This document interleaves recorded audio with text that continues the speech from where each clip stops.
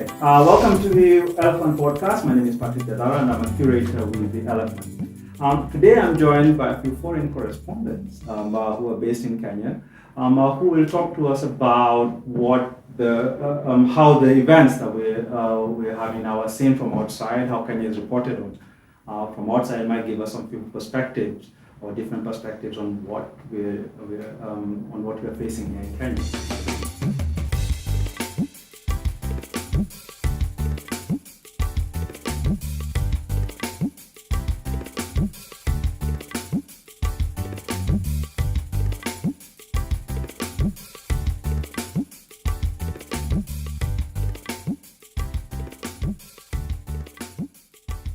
Right now, we've just had a shutdown of the Kenyan media. I think we should start from there. And it's been part of a long-running, if I will, process or dispute over the Kenyan election. With regard to the shutdown itself, how has it actually been reported outside of Kenya? Has it been making any waves? Has it been making any news? Do you want to start on that? Yeah, go ahead. Sure. Yes. No. I think it turned. There's been a great deal of interest in the Kenyan elections. I think international interest has waned over the intervening period, and there wasn't perhaps a huge amount of interest in the rival swearing in, the mock inauguration, whatever you want to call it, of Raila Odinga until the media shut down. And because it was really fairly unprecedented in a country that has a reputation for having one of the most liberal media environments in Africa, it turned it into a very, very big story that I think there was huge interest, certainly from my newspaper and certainly from the coverage I saw elsewhere. It was the same for my newspaper, which is American, in that ahead of the opposition event, I had sort of raised it with my editors briefly. I said, this is happening. There's really our concern ahead of the event at Uhuru Park was the potential for violent altercations between opposition supporters and the police. And so we said, well, look, if it goes really terribly wrong, let's keep an eye on it. But really, we weren't planning coverage. Right. And in fact, I had a packed day of doing other things until I checked my phone and realized that some networks have been taken off the air. At that point, I had to file a story and follow it quite closely. So it became the news for some, at least, international press organizations because of the media crackdown. Yeah, I mean, it's quite clear that Kenya was our elections have been on the radar specifically because of the events of 2007 and I think potential for violence, and we saw this in 2013 and again 2017. Do you find, most Kenyans really complain that that is all that is covered about our elections. Do you think it's a fair criticism, Zoe?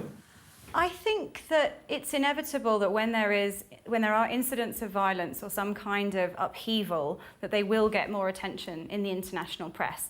And when you have an international press agenda that is extremely saturated with information coming from other parts of the world, the bar is quite high for, say, coverage of developments in Kenya to make it onto the foreign news pages of a newspaper or to make it onto television broadcasters or radio or so on. I think that in terms of the correspondents that are based here, there are many people who do make, and I do this personally, quite an effort to try and tell different stories about Kenya, about the region, and not just focus on this sort of unpleasant politics or violent incidents or so on. Of course, there are, that is dependent upon what the editors want, that is dependent upon what the audience wants. So I would say that whilst it may seem like that, if you actually were to do a kind of audit of all the coverage that is coming out of Kenya, I don't think it would be fair to say that's the only kind of story that people are interested in. I think I'd add a couple of points to that. First of all, there is more interest. So I understand, I've heard this from other countries that I've covered. Why are you so interested in our country? It's not fair. There is more interest in Kenya than most other African countries, and there always has been. There's also interest in set-piece events. So an election is always going to gather more attention than other things. It's when the world says, okay, let's have a look at what's happening in Kenya now. And interest did predate the 2007 election. I covered the 2002 election. That was obviously an important one because it was the end of the Moi era, but we had front pages, we did a lot of stories, pre-packaging, covering the aftermath.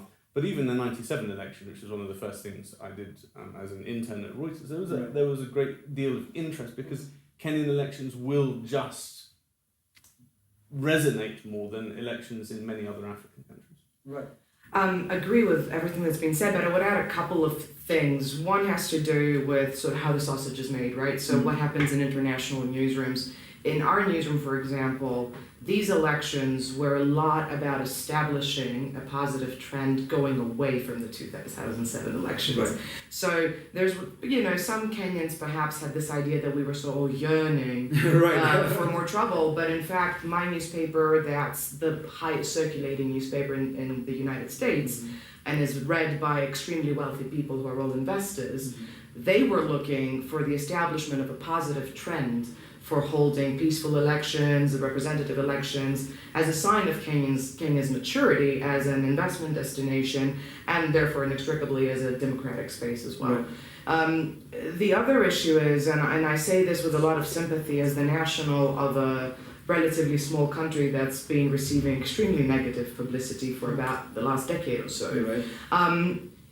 I appreciate that it feels like the world's out to get you or that your country's attracting attention at all the wrong times. But exactly as Zoe said, that's also because you're looking at what the international press is saying about you at moments of high tensions.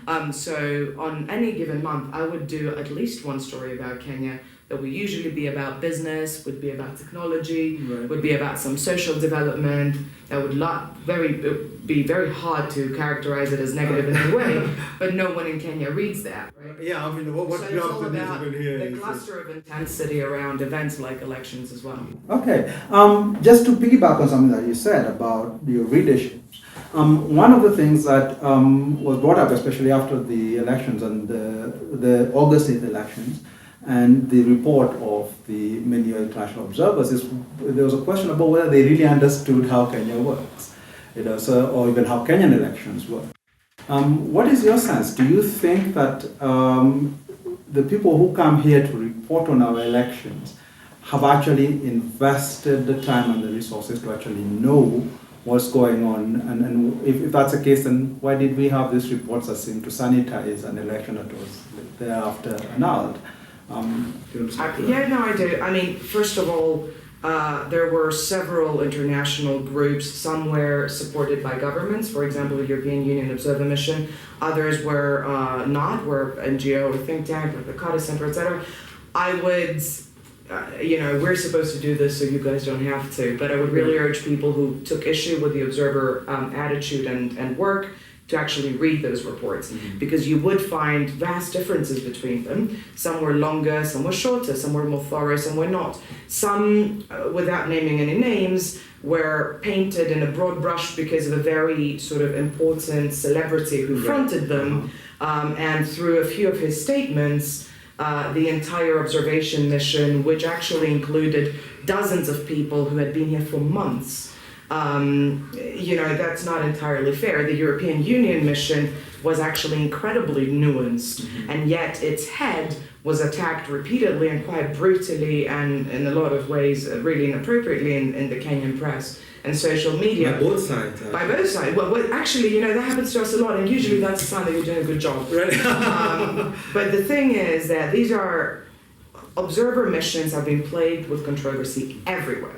And there's a very good debate going on around the world about, are they a patronizing exercise? Are they sufficiently representative? Whose standards are they using anyway? Do they have enough resources to do a genuinely good job that's a good contribution to a country's democracy and electoral progress? And all of these are valid questions. But to answer your question directly, I think a big chunk of those missions actually invested a lot of man hours in being here well before the elections, especially younger staffers, and stayed long after. But it's a difficult and flawed exercise to begin with. But there's a lot of very, very good, very valid criticisms of the process in all of the reports, in particular, I would say the European Union reports. You want to add anything? Well, not that much, except that I think there are general questions, as Martina said, about the modelling of it all. And I think, internationally, and I've seen this in other countries where I've covered elections, there have been similar issues and similar grievances aired. So I don't think it's necessarily a particular ignorance of what is happening in Kenya. I think within the scope of the methodology available, a fairly good job was done. I think it's also it's easier to monitor what's going on in polling stations. Is there fraud happening? Within the actual transmission and count, it becomes harder because the technology has changed, and I think that has been acknowledged as well. On the Kenyan media, the Kenyan counterparts, what would be your assessments of the job they do covering Kenya? The reason I ask this is, with the shutdown, we have seen sort of a sentiment that the media essentially made this bet. They coddled up to the government, and now it's coming back to bite them. Do you think Kenyan media does a good job of covering Kenya? I think my immediate response would be to say that it's always very dangerous to make any generalization about any kind of group. You can't compare apples and oranges. And yes, everybody is a member of the media, but that doesn't mean that they report in the same way, that they have the same resources available, that they have the same, maybe the standards within the media house.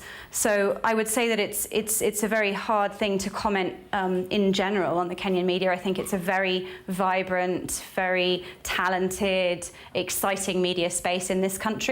I think there are some complexities around relationships with politics, not in all cases, in some cases.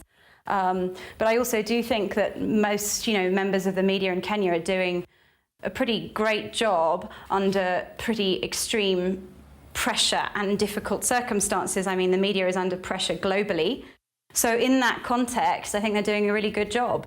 It's interesting, it's quite a nuanced explanation of this, given that Kenyan media actually almost hold no bars when it comes to commenting on how foreign correspondents are covering the country. Do you agree? To an extent, I would agree, particularly when you look at the rest of Africa. Kenya has a history of vibrant media and of media that has set the agenda. We saw that from the coverage back in 1990 of the Sabasaba protests, and the nation in particular was instrumental in, I think, driving the country forward into the multi-party era. I mean, I think there is still a question that has to be looked at over the 2013 coverage. In general, again, I don't want to make too many generalizations. The press has been under huge pressure here, but the peace narrative over the 2013 election was a natural response to the 2007 and the post-2007 violence. Right. And I think questions are now being asked about whether it was too much, the pendulum swung too much the other way. No, I agree with all of this, and I think there's a couple of things. One is financial dependence on state resources, which happens, I would say, in the vast majority of continental Europe. So I'm not that familiar with, I don't think in Britain there's such a dependence on state advertising, but it's something I've seen here, and it's something I've definitely seen, for example, in France and in Germany, in my country and other countries in continental Europe. So it's by no means a Kenyan phenomenon. That's the ability of the state to create arrears to the major media houses where advertising is published on their air or in their pages and keep them in a chokehold financially. Right. In the absence of this is a country with a also vibrant and growing private sector. When those guys start advertising themselves broadly in the press and paying sufficiently to squeeze out the state, that's when you'll also see this relationship of dependence financially waning. So that's just a broader observation on the question of resources. The other issue is, unfortunately, the ethnic undertones of a lot of the debate in the country, and then, at the Nyamachoma places, all the way to the high-profile columns of the newspapers, are something that also creates a balkanization among journalists, which is incredibly unfair, I think, because ultimately these are precisely the sort of people who, through osmosis, are going to drive the country in a sort of post-division Right. post-division environment as far as the public discourse is concerned, because it doesn't sound like the politicians will do that. So hopefully conditions can be guaranteed also by the bosses of the media houses for that process to mature and to move forward. We're coming to the end of this, but I'd like to turn the lens around and to ask, do you think Kenyans understand, at least in the main and the people you interact with, what is happening in the outside world and how it impacts on them? So things like Brexit or Trump's ascension, etc. Do you find that there's a fairly sophisticated understanding of this within the Kenyan audiences that you interact with? Look, I'll be very frank with you. The Kenyan audiences I interact with tend to be very, very well-educated urban elites, because I live in Nairobi and I talk to a lot of other journalists or people who are lawyers and who travel a lot. Maybe they've got a kid in the UK studying. These are people who may be in business and read the press to see what's going on. And I think those people do have the luxury of time and money to be very interested in what's happening outside and how it relates to their lives here. I think the majority of Kenyans in Nairobi and outside are busy with their daily struggles. And as is the case across Africa, with the exception of South Africa, there are very few foreign correspondents. There, for the local press outside, there is a very big concentration on domestic affairs. People are very preoccupied by legislation and taxation and things that impact their lives daily, or just getting through the day, getting the money in, getting your kid to school. Right.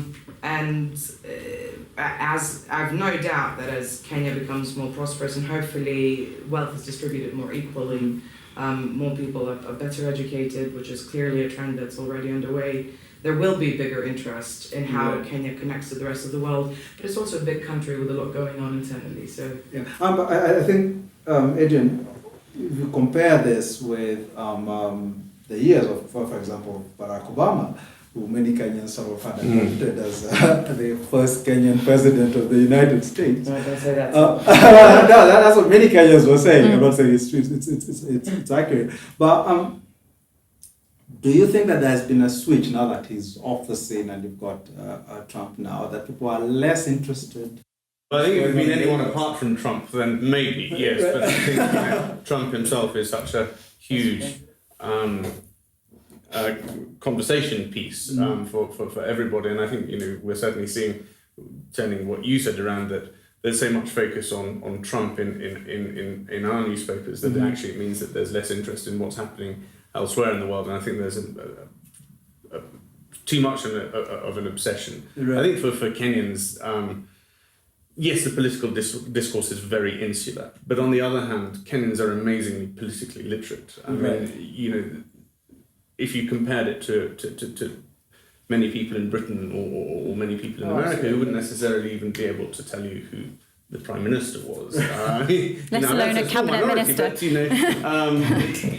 Kenyans know far more, and so I think they would give you, I find just talking, not just to the elite, but picking up a conversation, people will have an opinion on Trump, or will have an opinion on Brexit, or will be curious about it. Right. So yes, there is insularity, like there is in many countries. There is an inward focus, but on certain big issues, people still have an opinion. Kenyans are very opinionated. So as we come to the end, I'll give you the last word, but I'll ask this. When you write, do you write with a Kenyan audience in mind? Well, I think my answer to this question would be quite different to the others, because I write for lots of different publications, and again I can't give a standard answer. I would say that there are certain publications where I know that there will be sort of more of a, say, British audience focus, and then you would adjust accordingly, or that would depend, the story that they may be interested in would be affected by that. But I think in general, I write for an audience. To me, it's a globalized world. We all have access, not all, but many people have access to the internet, regardless of where they live. And I think when I first started out reporting from here, I was still quite surprised at how editors in say, London sort of didn't understand that people in Kenya were also reading the story. You know, it's not a situation where someone has to cut something out and put it in the post anymore. It's, you know, it's on somebody's phone in their hand as much as it is on the street here as it is in London. So I think for me, I just assume that people are reading it, and I don't kind of engineer in any way, shape or form. I just want to tell a good story and tell it well. Okay, thanks a lot. I think that's a good note to end it. We hope we'll have you guys back again over here to help us. Sure, unless we get deported. Well, let's hope that's not happening anytime soon. So thanks a lot, Zoe Flood, Adrian Bloomfield, Martina Stevis. I'm Patrick Gathara. We'll see you next time.